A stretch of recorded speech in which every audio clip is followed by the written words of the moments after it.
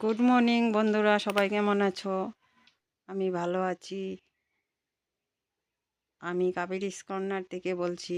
আমার চ্যানেলে তোমাদের সবাইকে স্বাগত জানিয়ে, সবাইকে অনেক অনেক ভালোবাসা জানিয়ে আজকের রেসিপি আমি রান্না করব। এই যে বিটের পাতা তুলে নিয়ে আসছি আর ধনে পাতা তুলে নিয়ে আসছি। এগুলো সব আমাদের বাড়ির বাগানের। এখন ভালো করে ধুয়ে নিয়ে আমি পকোড়া বানাবো। তাহলে বন্ধুরা, তোমরা সবাই সঙ্গে থাকো, স্কিপ না করে পুরো ভিডিওটা দেখার অনুরোধ থাকলো। এবার আমি একটা বাটিতে নিয়ে নিচ্ছি কিছুটা চাউলের গুঁড়ো আর দিয়ে দেব কিছুটা বেসন। এবার দিয়ে দেব এখানে আমি হলুদ, লবণ, জিরার গুঁড়ো, গরম মশলার গুঁড়ো সব কিছু দিয়ে একটা ব্যাটার বানিয়ে নেব। এখন আর বেসনটাতে বেসনটা জল কিছুক্ষণ দিয়ে জল গোলার দিয়ে পর ভিজিয়ে আমি রাখবো 10 যাতে মিনিটের মতো বেসনগুলো ফুলে এইভাবে উঠবে। রেখে দেব, যাতে বেসনটা ফুলে উঠবে। তো দেখো তো দেখো বন্ধুরা, বেসনটা খুব সুন্দর ফুলে উঠছে আর খুব সুন্দর একদম আন্দাজ মতো হয়েছে ব্যাটারটা। এবার আমি একটা সর্ষের কড়াই তেল বসিয়ে দিছি, দিয়ে দেব এবার দিয়ে দেবো রিফাইন তেল। রিফাইন তেল।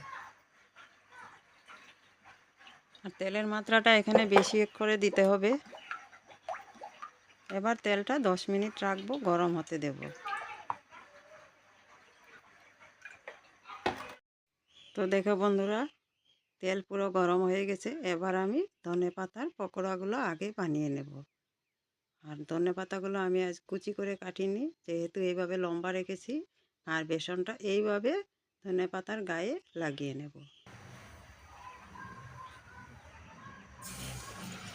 তো বন্ধুরা, এবার আমি ধনেপাতার পকোড়াগুলো এপিট ওপিট করে উল্টে দেব। আর খুব সুন্দর কিন্তু মচমচে হয়েছে। এগুলো হয়ে গেছে, আমি তুলে নিচ্ছি। এইভাবে আমি ধনেপাতার সবকটা পকোড়া বানিয়ে নেব। বন্ধুরা বন্ধুরা আমার ধনেপাতা পকোড়া বানানো হয়ে গেছে। এবার আমি বানাবো বিটের পাতা পকোড়া। তার দুটো করে পাতা নিয়েছি আমি। এইভাবে এইভাবে বেসন লাগিয়ে লাগিয়ে ভাজা করে তুলে নেব পকোড়াগুলো। আর এগুলো হচ্ছে বিটের পাতা।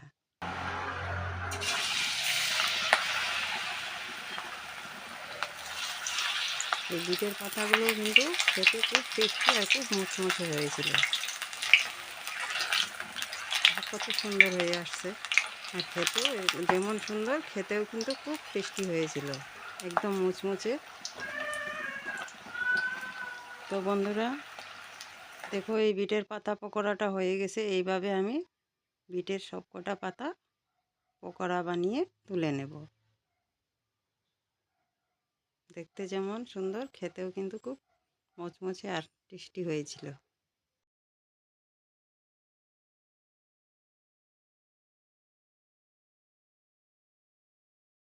তো বন্ধুরা, এই পকোড়াগুলো বানাতে বেশি টাইম লাগে না, একদম কম সময়ে ঝটপট হয়ে যায় ধনেপাতার পকোড়া আর বিটের পাতার পকোড়া। তোমরাও এইভাবে বানিয়ে খেয়ে দেখো। তো বন্ধুরা, বিটের পাতা পকোড়া, ধনেপাতা পকোড়া কমপ্লিট হয়ে গেছে। এই বিটের পাতা পকোড়া, ধনেপাতা পকোড়া সন্ধ্যার চায়ের সাথে খেতেও খুব সুন্দর হয়। এটা হয়ে কিংবা গেছে। গরম ডাল ভাতের সঙ্গেও খেতে পারো তোমরা। খেতে কিন্তু খুব সুন্দর হয়েছিল। তো আজকের ধনেপাতা পকোড়া আর বিটের পাতা পকোড়া কেমন হয়েছে বন্ধুরা, তোমরা সবাই কমেন্ট করে বলবে। আর তোমরাও এইভাবে ধনেপাতা পকোড়া, বিটের পাতা পকোড়া সন্ধ্যার চায়ের সাথে খেয়ে দেখবে, খুবই সুন্দর হয়। আর কেমন হয়েছে তোমরা কমেন্ট করে বলবে। আর যদি আমার ভিডিওগুলো তোমাদের ভালো লাগে, লাইক কমেন্ট করে শেয়ার করে দেবে।